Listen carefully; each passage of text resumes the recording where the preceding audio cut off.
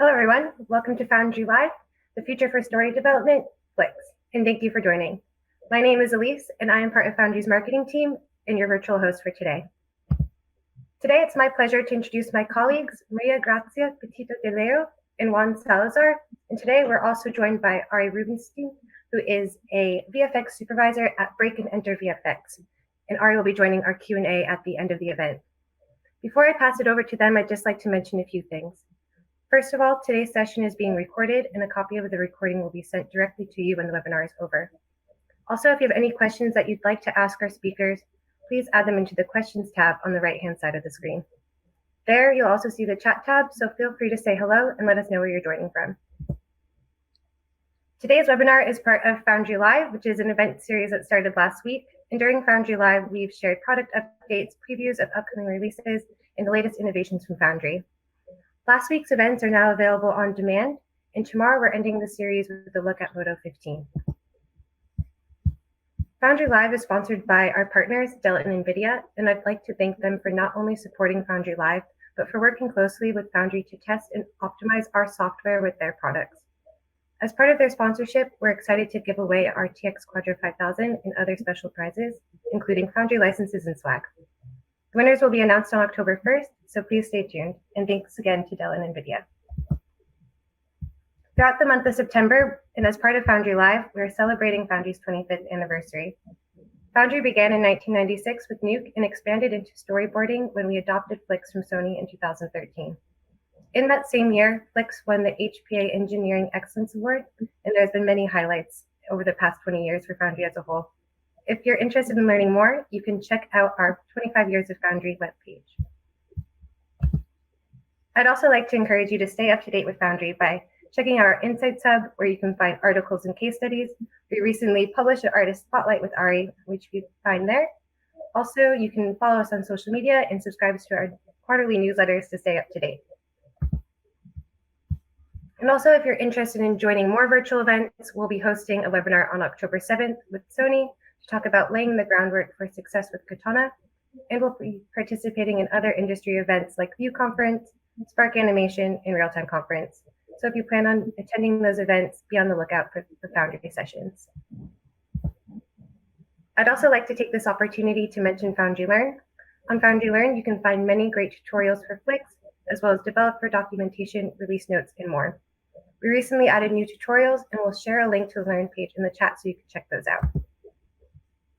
And for those of you who may be interested in joining Foundry's team, we're currently hiring for several positions, including a QA engineer for animation and a video content producer. If you're interested in learning more about the available positions, please visit foundry.com/careers. And finally, I'd like to thank the studios, artists, and partners that have participated in and supported Foundry's virtual event series, and to thank you for attending today's webinar. So without further ado, we'll move on to the main event. The next part has been pre-recorded for streaming quality purposes, but we'll be with you in the chat and come back for the live Q&A. I hope that you enjoyed today's webinar and stay tuned for more to come.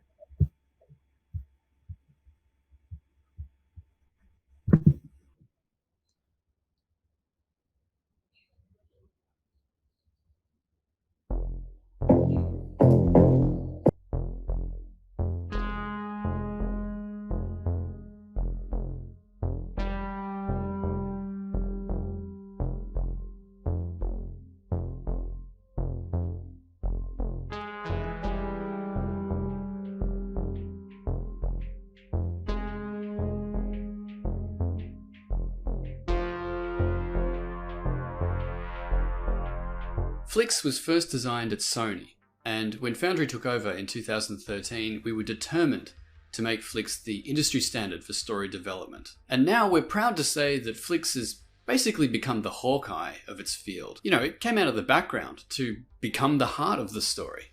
Don't believe us? Ask the biggest production studios in the world. They've been using Flix for years now, because right from the get-go, Flix allows you to work on multiple stories and projects wherever your teams are. Think of it like the Death Star. There are a lot of people running around, squashing the rebellion, managing the trash compactor, blowing up planets, but it all runs smoothly because of good leadership and a strong, reliable system.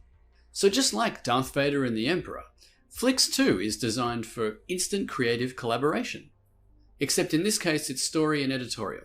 This means creative teams have more time to work on story development, and production can rest assured knowing that the project isn't a runaway train going off a cliff. The idea is for all these creative people to collaborate inside the Death Star in a constant state of story development, tweaking that dramatic moment, fine-tuning that action sequence, and getting the timing just right so the jokes work pretty good. Pretty. But storytelling is hard and expensive. Anyone who's made a film knows pain. Anyone who's made a film knows suffering. Anyone who's made a film, anxiety. But they also know that to achieve that feeling of jubilation after creating something great, pre-production is the key. So, before going anywhere near production, wouldn't it be cool to have a totally pre-visualized version of the story that you could actually watch and assess without finding out the expensive way that something hasn't worked in the story? So what better way to mitigate those risks than to make a low-cost draft version of the film first, and then you can see for yourself if it'll be Citizen Kane or Citizen Shame. We ask these questions at Foundry. We're just like you, creative geniuses. So we listened when the market started changing. We noticed when episodic productions started exponentially growing. And when we saw the pre-production process becoming more and more decentralized and spread out across the globe, we said, no way are we going to leave other creative geniuses out to dry. We get it. Budgets get lower, productions get faster. So what better way to avoid sleepless nights and, worst of all, budget drains than using a system that allows you to remove these annoying technical barriers that slow down the whole production? You want a system that saves all ideas, even the dumb ones, and manages the flow of feedback across all departments. We listened, and now it's time for us to say, you're welcome. From its beginnings as a story development tool made only for use inside the four walls of a studio, we took Flix and rebuilt it from the ground up with a vision for it to be used globally. The whole 6.3 series of Flix has been evolving around optimization and collaboration, which are words that look awesome on a whiteboard. But what do we mean by that? Our goal with 6.3 was to strengthen and stabilize your pipeline. When everyone started working remotely, we knew our story would have to change to help you tell yours. We decided to really accelerate Flix's transfer processing times, speed, and reliability to support you and your creativity in this new way of working. We stopped, looked at what you guys out there needed most, and we changed our roadmap. That is how nice we are. We focused on drastically improving and stabilizing the server. And we're happy to say that we released Flix 637 a couple of weeks ago. It's got a massive overall speed improvement, and Flix can also handle a lot more stress than ever before. Who said stress is bad? Stress. After all this server stuff, I just want to say, no, dear artist, we haven't forgotten you. If 6.3 was all about server, 6.4 is all about you. New UI, new workflow, new Flix. In 6.4, everything we've done in 6.3.7 will take it even farther. We know how important it is for you to keep on working using your preferred apps, and at the same time, to have a smooth, sleek, and non-invasive engine in the background to allow you to collaborate more easily with yours and other teams. And we also know that you really want to be up to date with what Flix is doing in the background, especially when you're going through those big transfers that we're all used to in big productions. No one wants to sit in front of a screen not knowing if the software is actually doing stuff or not. Has it finished? Is it still working? Has it frozen? No more questions like that. In 6.4, we have built a sleek and non-obstructive interface where you will be able to track your transfer progress, seeing them all queuing nicely grouped and ordered by day and time. And you can manage groups, as well as explore and manage individual uploads and downloads within each group. But the real game changer is the work we've done to improve the round trip from Storyboard Pro into the Avid and back all through Flix. Managing camera moves in and out of Avid and transferring keyframes in the AAF is still missing in the industry overall. But we knew that until artist and editor can really share their animation, then the collaboration between story and editorial will never be complete. So we focused on that, and oops, we did it again. Now, whoever owns camera moves and timings, either it's the artist or the editor, everyone will be able to see it, edit it, and tweak it to give shape to the most powerful and visually enticing story. In 6.4, we have a gift for our Photoshop fans too. Your feedback highlighted the need for a more neutral interface, as well as a customizable action panel. We listened and we redesigned that panel so that it is now better balanced and integrated in the main Photoshop interface. We haven't touched Premiere, but just because that integration is awesome already. Collaborate, create, connect. Those are the words to look out for in the whole 6.4 series. It's all about improving round-trip workflows and custom integrations to make sure Flix remains the invisible central hub for all your creativity and all your ideas as you work towards creating a fantastic story. Thank you for joining us on this journey, and we look forward to the future.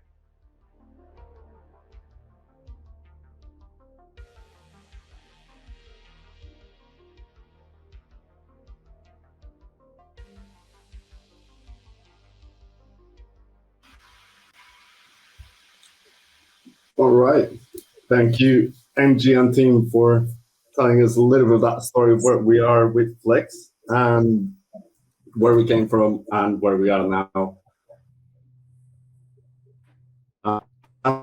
We have the pleasure of having Ari Rubinstein with us, VFX supervisor, more than 25 years in the industry, telling stories. And Ari, I wanted to start today, first of all, with to say thank you for joining us. And two, can you tell us a little bit? You have been working in the industry for quite a while as a VFX supervisor, but you have never set aside your passion for storytelling. Could you tell us a little bit what is happening with Curve Studios and what you've been up to? Curve is never Curve initially in the 90s was a commercial production facility, small, but got to work on a bunch of stuff. And then as I joined bigger companies, I still always wanted, when you work on films, anything you work on, you're working towards someone else's vision. And if it's a great film, then that's great. You're totally engaged. If it's not a great film, you're just paying your rent so much. But for me, I've always been as motivated by this. It never seemed like a career. And so I've always had Curve sort of as a moniker for a creative group working on shorts, or even pieces of art like dynamic painting with shots that I've found I'd be inspired by. Like I got into Tippett Studio, created this thing called Shambhala, and it was just a 20-second shot of like a Buddhist stupa in Kathmandu in the Himalayas, and I just wanted to figure out all the pieces and how to do them, and it was just a passion project. And then as I got older, I wanted to make more narrative pieces, and I found that half the time I'm stimulated by things that have no commercial expression. They got no business in a commercial venture, and so that's what Curve is just a continuation of working on things that inspire me. And then when I'm really engaged at work, I do a whole lot less of Curve, just because of time. That's where it's at. Cool. So that is amazing. It's always, I think most of us have always got kind of that side where we do kind of that experimental and that need of doing a little bit different than what we do at work. But with that, you have actually done really incredible work throughout the years. And obviously in the last few years, you've been working on kind of two main projects, Blue Scraps and A Small Blue Shadows. Where do you draw the creative inspiration from what is starting all those projects? I think like a lot of artists, you're always watching films, you're reading books, you have all these ideas and you strike down 95% of them as being impractical. I'm just always looking for something that makes me feel something that I don't see out there. So I hadn't thought, I grew up crabbing on the Chesapeake Bay and listening to all kinds of music, and I never saw anything like that. There's all these underwater films and all these creature films, animated films, but I don't know where that one came from. That was just, I love blues music and I love crabbing. And then I put the two words together one day. My daughter was like, "Why you love these blue crabs, but you keep eating them?" Anyhow, I just put some words together, and it seemed like pretty nifty idea. And then I just wanted to get the feeling of that environment that I grew up in.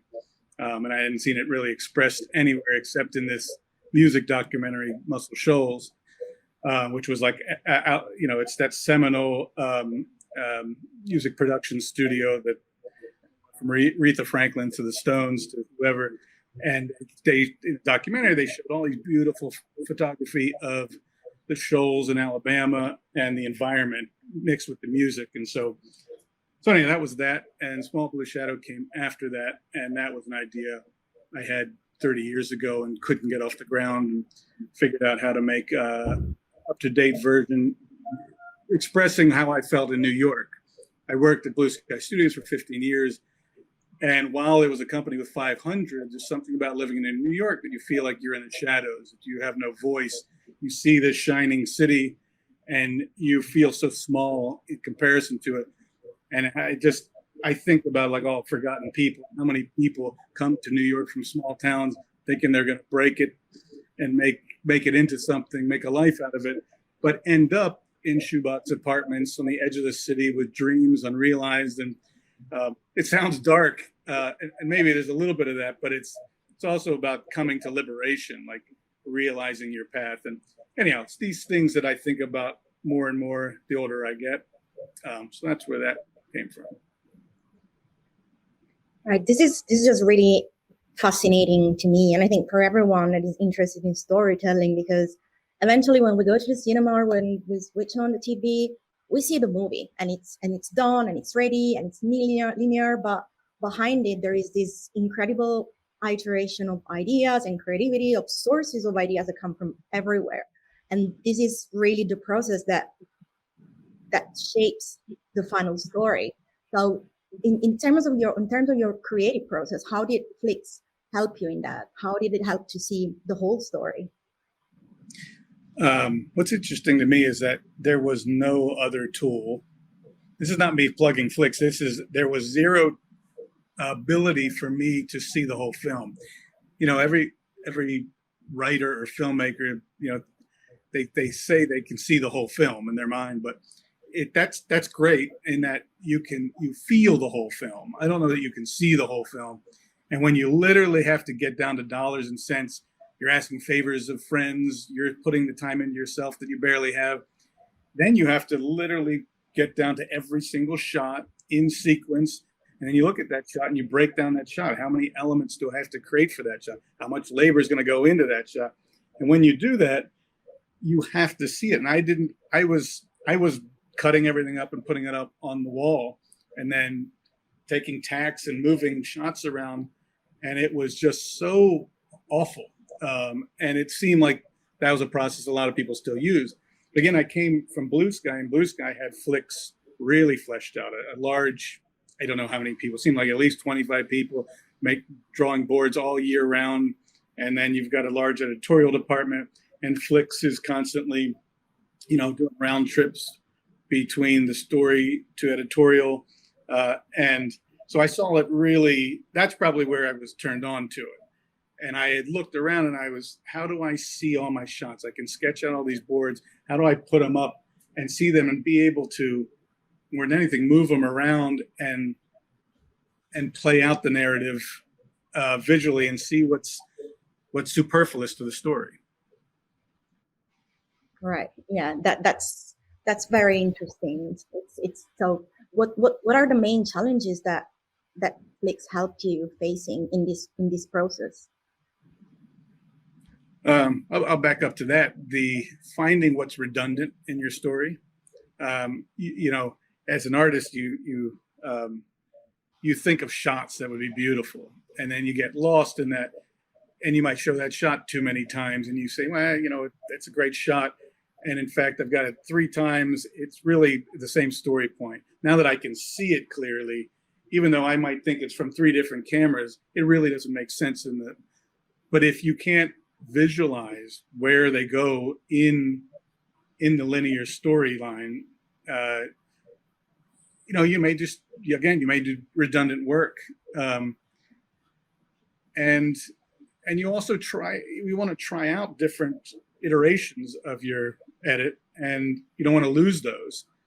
But it's so dynamic. Like, you make new boards, you insert them, you play your edit, and then you go, oh, that's not working. Well, actually, that part of it's working, but that part's not working. Well, that whole area is irrelevant now. And then you want to go back to those edits. And it's just a lot to manage. It's a lot to coordinate. Yeah. Right. So you were setting your whole edit within Flix even before going into edit. It was helping out, fleshing the final. Yeah, there was no edit. Flix was the edit. It's like, first the edit was a Google Doc with bullet points. Then I made a storyboard for every one of those points, and then I was tacking them on the wall. Then when I got Flix, I was able to scan all those in and then put them in an edit.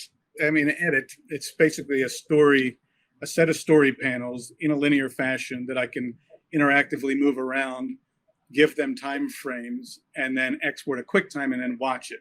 And then go, okay, that shot can go in for that one. Those two shots aren't even needed. And then I can output it again. But Flix has these versions, so it just keeps, you got 25 versions before you know it. And all of your boards, even the ones that you had ditched, they may be useful later, but everything is kept in this database, and it's not, there's so many tools that have way too many features. Flix is very raw and down to exactly what you need to work on your ideas. And that's one thing I really love about it, because there's other programs you get into and you have to learn 90% of it's not relevant to your production, but it's great because it probably hits some studios' needs in their disparate pipelines. Right. Going back to what I was thinking now that you mentioned the studio needs, like you said before that you first saw it at Blue Sky, so is it there where you saw Flix working in a studio? Was it there that you decided to use it yourself as well for your project? It was. I was pulling my hair out trying to see my film and figure out what I needed to spend my time on or what to start on, because it could be overwhelming if you have. I mean, this is a 5-minute piece, Small Blue Shadow. The previous one was 14 minutes, Blues Grab.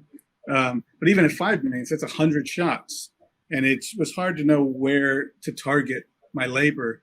And when I saw it, when I started making friends with people in the editorial department, they pointed me, I asked them a bunch of questions. They pointed me to the story department. So then I ran over there. And that's the beauty of working in one of these big studios, is that you can just go to school on them, all through the pipeline. So I spent a little time talking to guys in studio, watching them. And then I called friends at Foundry and said, I have this challenge. I need some means of doing it. And it just seemed like it fit like a glove.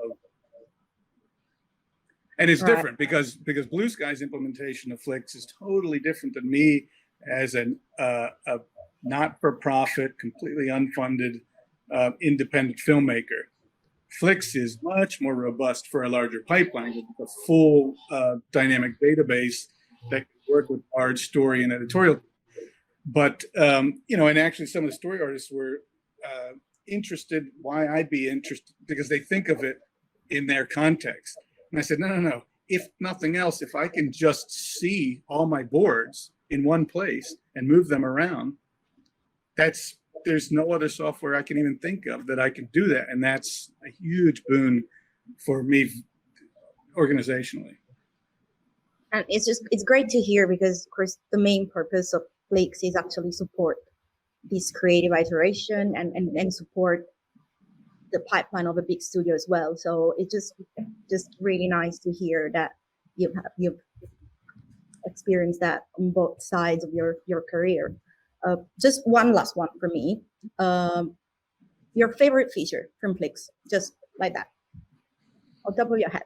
Well, it's moving the boards around in between other boards, just interactively, like I'm playing with playing cards, and then literally being able to just take that whole edit of that sequence and output a QuickTime.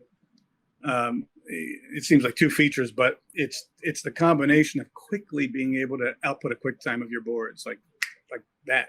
And then just looking at that and going, that shot plays too long. Select that board, make it 24 frames, make it 8 frames. Boom, output the QuickTime. Yep, that works. What I would like is scrubbing feature as opposed to outputting a QuickTime. Well, it does play back. That makes sense. It does play back in real time.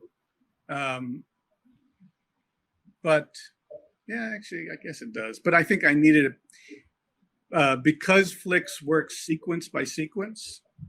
To get the sequences together, I had to output each sequence QuickTime and then put them together in the editor just to see how it played across sequences. So that would be a cool feature, is being able to somehow put the sequences butted up while you do playback, as opposed to working exclusively in each sequence. I've noted that down one. Like we have that sounds a bit like branching to me. You know what? There's a couple of features on the roadmap here. So actually, with that, I'm going to invite people that is on the audience to ask questions either to Ari or to us. We have the questions tab, so please do put stuff in there if there is anything that you want to ask to any of us.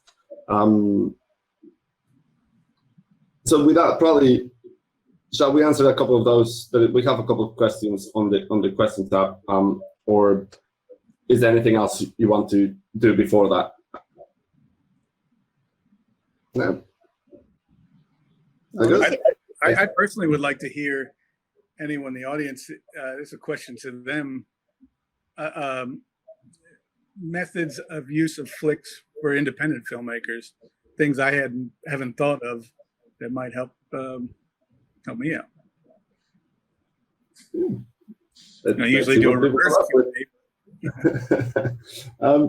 So I'm gonna answer. Let's start with. I'm gonna start with the top one, which we have here, which is looking at the developer docs for Flix. I don't see any docs on the type of header information is needed to interface with the REST API. So for those of you who don't know, actually, Flix has a REST API, so you can actually customize quite a bit and connect it to your pipeline. I'm going to actually give you a couple of links for this. We actually have that information in our public script repository, GitHub, and I'm going to post now as an answer as well on text to you the actual links to that. So I'm just going to do that. It's not gonna let me post them there. I should have actually replied that in text first. I'm gonna put them on the chat for you, just to everyone. So there is 2 links there to the GitHub repository, and you can find the examples. And in both of those, they will give you enough information to start with the REST API. Cool. The second one, which comes from Mark as well, will there be a My integration with Flix? G? So what do you think? We definitely should. We will. We had it before in Flix 5, then we had a rewrite and we started rethinking the overall workflow. So in Flix 6, it's not there yet, but we have a script in the same link that Juan posted. There is a script that will allow you to add both Blender and Maya to your pipeline and use those. And then in the future, yes, we will have it. Spoiler alert. Cool.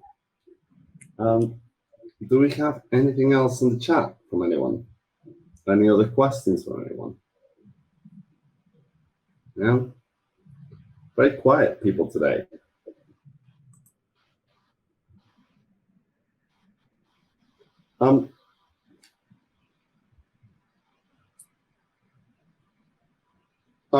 So then the kind of to kind of finish a little bit, probably if there is, let's see if there is anyone else that posts anything or asks a little bit anything about Flix. But Ari, any other stories in the background? Or is Blue Shadow still the yeah, main I'm trying one to come up with happening? something now. But nothing I can really talk about. Yeah, no. There's always stories that This particular story is there's a full script for a 30-minute short, so it was going to be twice the size, and then I needed to do something digestible because I had learned Unreal and wanted to figure out how to stitch that into a pipeline, and so this is going to be a 6-minute piece. But if I can get funding, I'll do the whole 30. well, let's talk about it. And actually, we got a couple of questions. So I'm going to ask this to MJ probably. What new features coming down the line are you all most excited about? MG, what do you think? Me personally, as a MG or as a product manager? So, I mean, from point of view, I'm quite excited about the Avid integration, the camera move handling through the AIF. So we've been starting a lot of research to take keyframe from Storyboard Pro, pour them into Flix and write them inside the AIF so that the editor, Avid, can see everything from everything that comes from the artist in terms of camera move. So that's something that is going to be very, very useful to support the main goal of Flix, which is to be a central hub. And of course, to be a central hub, you need to connect, and to connect, you need to like port information from one side, which is the story, to the other one, which is the editorial. So definitely the Storyboard Pro and Avid integration is the one that I'm most excited about.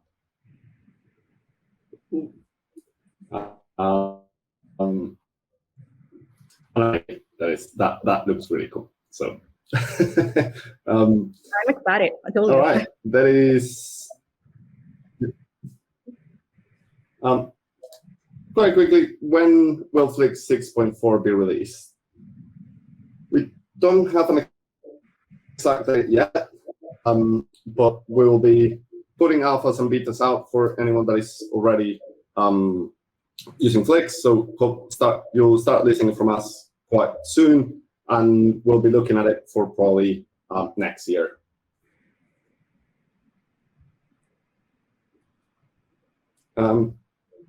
And next one is, how does Flix compare to Storyboard Pro? I'm interested in Flix. This is from Jude Nelson. So I don't know how we can answer this. The best way to understand this is actually it's about collaborating with the Storyboard Pro, right? We are not the tool to sit down and you doing your drawing, right? Is the idea for Flix is to be that central hub to communicate between your editorial team, your story team, your production team, and be able to visualize that story. Ari, I don't know if you, in your experience, if you can talk a little bit about how, well, you were mentioning a little bit before how you're using it as that main hub while you were still drawing in other applications. Yeah, the storyboards were done. I literally was just drawing the storyboards on paper and taking a photo with my iPhone and then importing them into Flix. But that's pretty exciting that Storyboard Pro would be that you could use them in conjunction. I mean, you can use Photoshop in conjunction currently, right? But yes. And Storyboard Pro as well. Oh, you can. Just that we are improving the things, as MG was saying before. Yeah, I see. MG, do you want to add anything to this? For me, like when you're coming up with a story, I don't know. I wasn't around the computer. I was just out and about sketching ideas out, and the last 2 years of Blue Sky was a little bit of downtime, so I'd be working on my film as much as working at Blue Sky.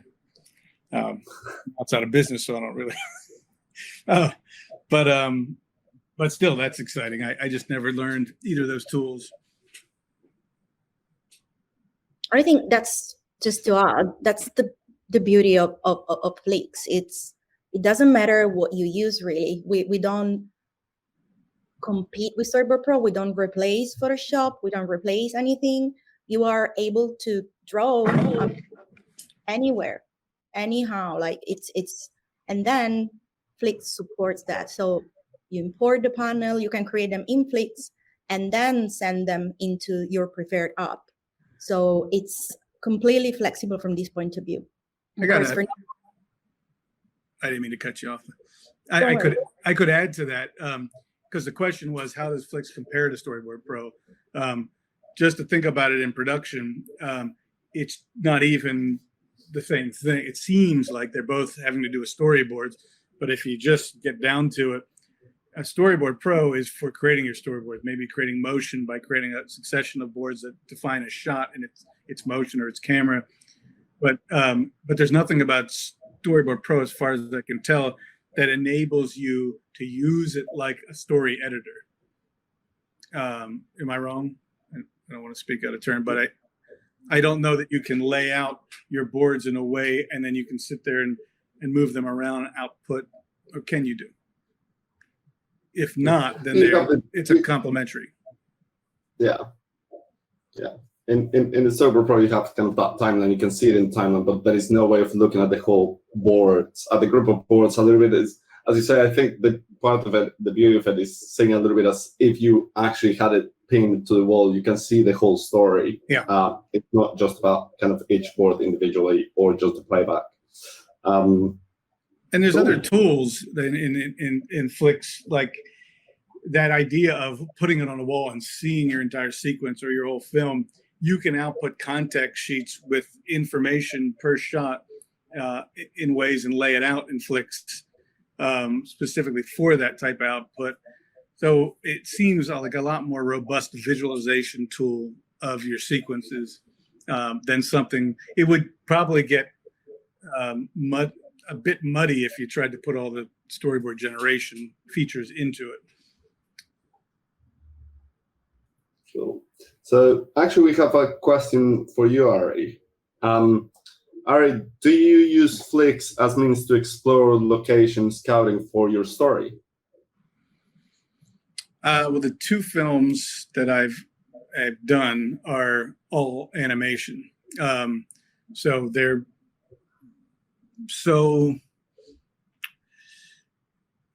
I don't know. I think when I'm thinking about what I'm trying to say and how the sequences, I don't know that it's, well, I mean, it's visualization. So once you come up with an idea, like for instance, this particular story takes place in Brooklyn and on a train commuting from Manhattan to Brooklyn.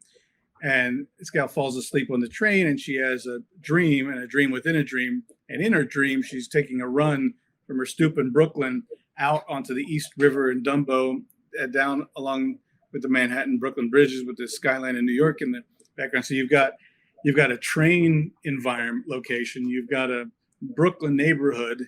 You've got this alley that's sort of the bridge between the neighborhood and then the East River pathway that she runs along on the river. And then there's this cave and this other sequence that are these dreams within a dream. So in such a way that you draw out your some representation of a camera angle of each of those shots, and then you put it into Flix and you start editing it. So in a way, I don't know if that helps. I think that does. All right.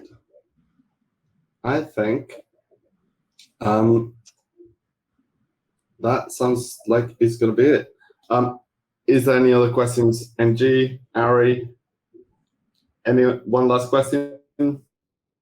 Maybe if someone out there is using Flix, I would be interested to know what their favorite feature is at the moment.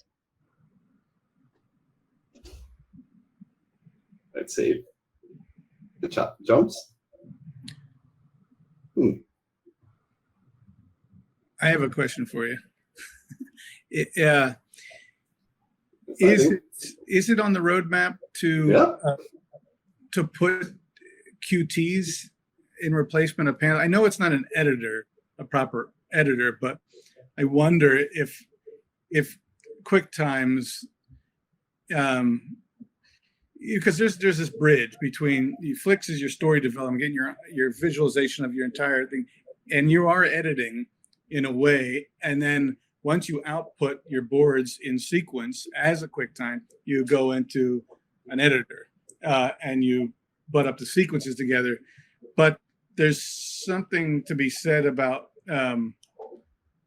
being able to swap out QuickTime, like QuickTimes in that sequence, in Flix's sequence, so that some of them are still boards, and every once in a while you've got a QuickTime.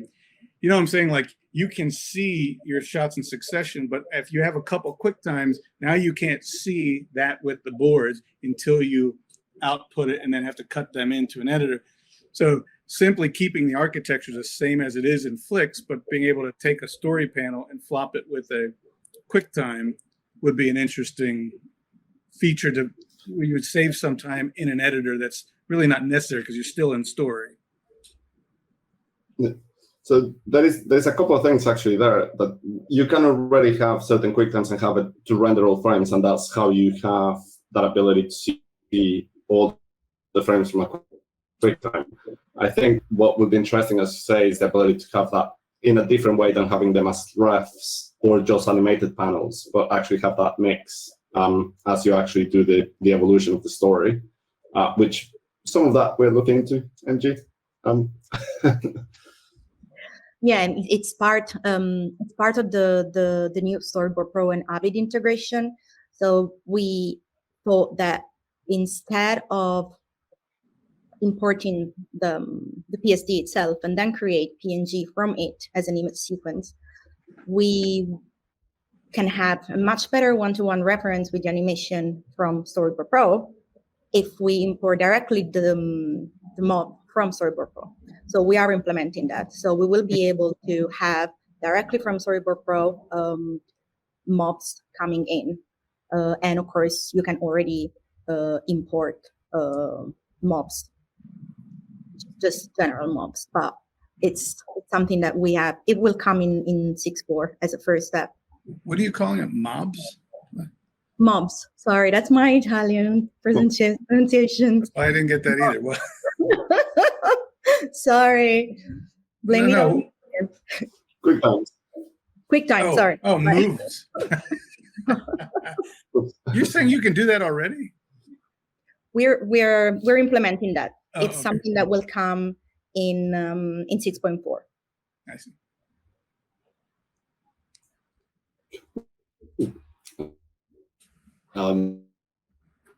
The factors on the chat from oh, did I disconnect it? I'm back. I think my connection got lost for a second. I'm back. All right. So you got a bunch of answers to your question on the chat for the best features of Flix. I feel like there is copying panels between sequences. Yeah. Recycling panels. Yeah. The ability to recycle panel from other sequences. Yeah. No words get lost in Flix. Yeah, because that's the thing. Like, it's an interface, but behind, there is this big database behind that. Of course, from an artistic point of view, it's something that we didn't want to be invasive, but it's there. So there is many studios use it for asset management, to store assets. So it's a non-destructive software as well. Going back to what you were saying, Ari, about versioning and being able to go back to previous version of the work. So yeah, I'm happy to hear that you guys are liking it. Cool. So on that note, we are approaching the end of the time we had today. So actually, there is. Oh, this is probably more like a comment from Paul Rengo. So Flix is getting stronger and more reliable in the corporate environment as we work together to strengthen its durability. So thank you very much. Yes, and please, if you're working Flix, please get in contact. We really want to work with all of you guys, make Flix better.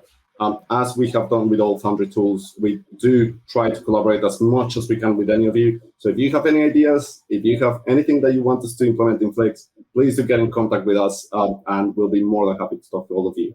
And I think with that, I'm going to say thank you, Ari, thank you, MG, thank you, Jen, Elise, everyone on the marketing team that organized the Foundry Live events. I know this week has been very heavy for all of you, so thank you very much for everything. To Tim for all the work on the video, and to obviously all of you for joining the session and being this time with us.